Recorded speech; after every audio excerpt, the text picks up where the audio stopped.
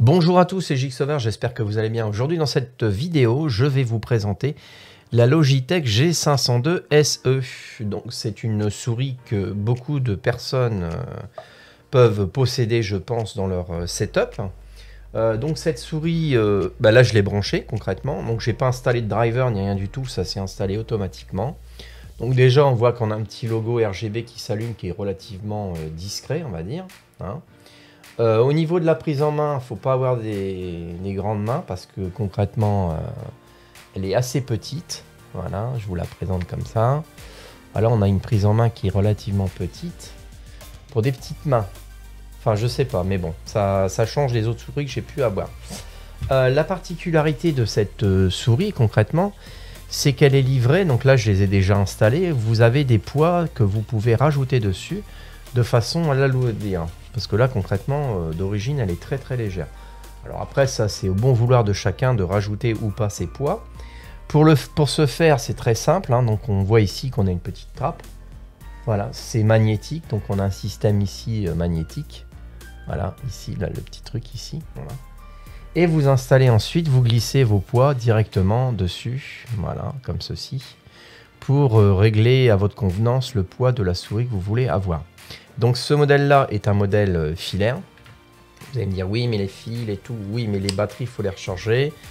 Alors même si l'autonomie des batteries est supérieure maintenant à celle qu'on pouvait avoir, d'ailleurs j'avais une Logitech, une très vieille souris qui fonctionne encore avec sa batterie. Donc pour vous dire que les batteries à l'heure actuelle sont encore peut-être plus perfectionnées que celles que j'ai pu avoir.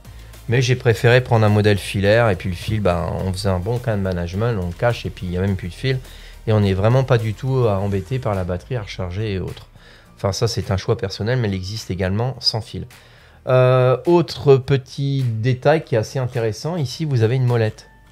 Et la molette, quand vous appuyez sur ce bouton, vous pouvez la rendre lisse ou la rendre de façon crantée. Donc il y a juste à appuyer et on voit que c'est cranté ou que c'est lisse. Cranté, lisse. Cranté. Alors faut appuyer un certain... Voilà. Il est bizarre ce bouton là, oui mais non. Ça faisait drôle. Ensuite vous avez un autre bouton ici. Voilà, ici. Vous avez un bouton, alors il y en a plein, il y en a une tonne de boutons. Il y en a un ici. Il y en a un ici. Ensuite il y en a un autre ici. Il y a énormément de boutons dessus. Ensuite vous avez encore un bouton ici.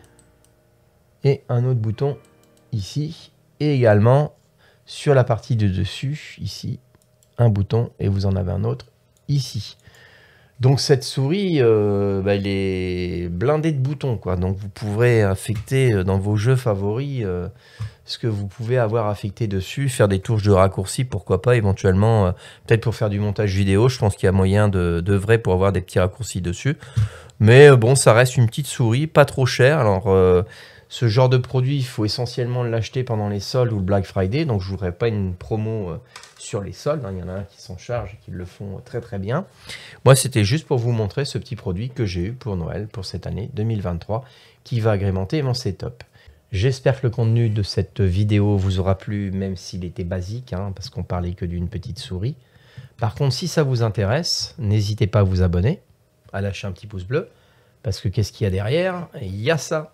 Ça, c'est ce que je suis en train de réaliser. Donc, c'est un simulateur d'Airbus A320 sur lequel donc, je vais interfacer les actions et les réceptivités par le biais d'un certain nombre d'Arduino que je vais brancher dessus de façon à pouvoir interfacer l'intégralité des boutons de l'avion. Donc là, je m'intéresse principalement, là, dans un premier temps, à la partie du MIP, la partie centrale de l'avion. J'ai déjà fait le train d'atterrissage, enfin tout ça, je ne vais pas en lâcher plus. Abonnez-vous et lors des futures vidéos, vous aurez l'occasion de découvrir cette réalisation. Allez, c'était Jigsaver, je vous dis à plus dans une future vidéo. Ciao!